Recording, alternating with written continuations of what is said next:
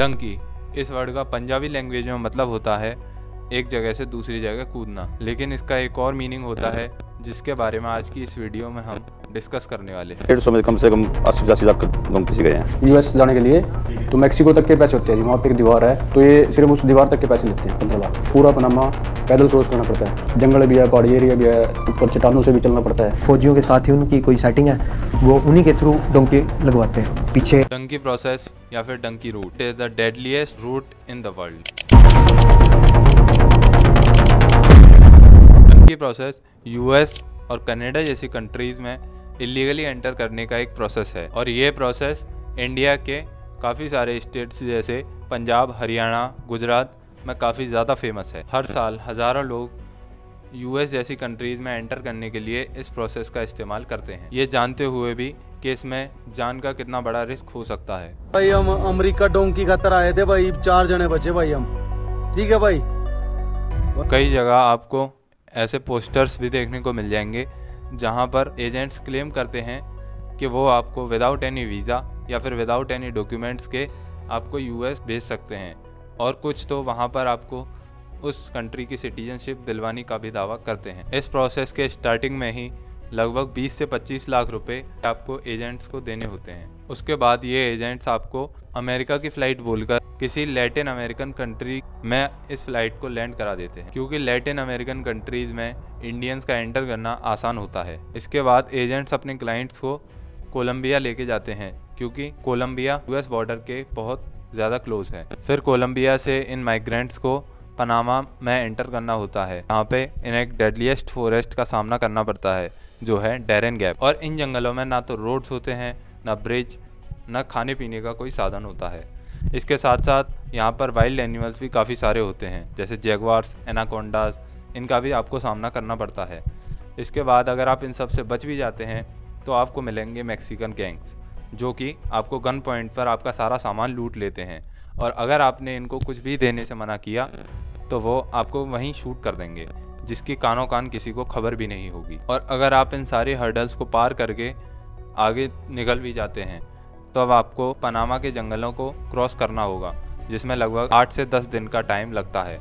अब ना आपके पास खाने को है ना पीने को, अब आपको बाकी बचे दिन भूखे प्यासे ही सरवाइव करना होगा। और अगर आप भूख प्यास से लड़कर कैसे भी यूएस मैक्सिको बॉर्डर तक पहुंच भी जाते हैं या फिर उसे क्रॉस भी कर लेते हैं, तब भी आपके चांसेस 100% नहीं होते कि आप यूएस में एंट्री ले चुके हैं, क्योंकि वहां पर आपको सामना करना होगा पेट्रोलिंग पुलिस का।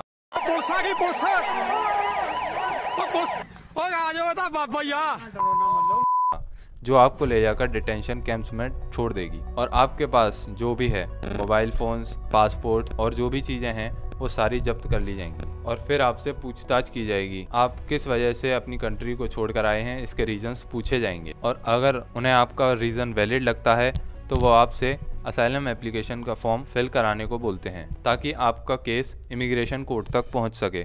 तब तक के लिए लगभग 150 से 200 दिन आपको डिटेंशन कैंप्स में ही बिताने होते हैं, और अगर आप उनकी इंटेरोगेशन में फेल हो जाते हैं तो आपको अपनी कंट्री वापस भेज दिया जाएगा, और आपका जितनी भी मेहनत और जितना भी पैसा अभी तक लगा है वो वेस्ट हो चुका है। 4 जने बचे भाई हम, ठीक है भाई।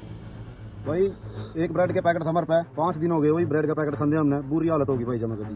भाई भूखे पेट चलाने लग रहे, 5 दिन हो गए जंगल में। देखिए भाई मैक्सिको के ईब जाएगा नेटवर्क नहीं घंटे बैर ना जाओ, जिस भाई ने बैर जाना हो 1 नंबर में जाओ, 2 नंबर में जाएगा कोई फायदा नहीं है भाई। ऐसा है देख, पता कि माँ बाप का कल्ले कल्ले भारत में भाई 35-40 लाख रुपए दे के हमारे माँ बाप ने, हमने 2 महीने हो गए हमारे माँ बाप का बात भी नहीं करी भाई। देख कोई बंदा अगर बीमार होगा नहीं, एक बंदा आगा इनका, एक बंदा पीछा, बीमार होगा नहीं चलेगा, जल्दी गोली ठोका भाई, आगा नहीं जाने देते जमा भी, कोई रास्ता नहीं है भाई।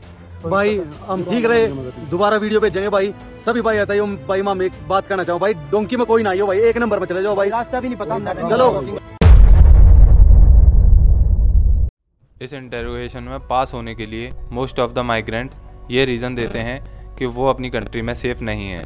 वहाँ की जो रूलिंग गवर्नमेंट है वो उनके साथ उनके कास्ट, जेंडर या रिलीजन के बेसिस पे डिस्क्रिमिनेशन करती है, और ये सारे आंसर्स उन्हें उनके एजेंट्स द्वारा पहले ही सिखा दिए जाते हैं। इसके बाद आपको खुद से ही कोई लॉयर हायर करना होता है, जो कि लाखों की फ़ीस लेकर आपका केस इमिग्रेशन कोर्ट में लड़ने में आपकी हेल्प करेगा।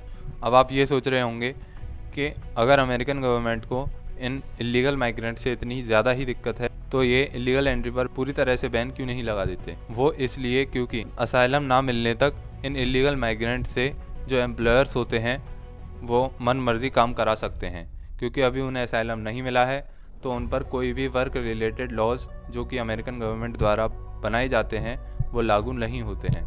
इस वजह से एम्प्लॉयर्स को ओवर टाइम के लिए इन माइग्रेंट्स को पे नहीं करना होता है।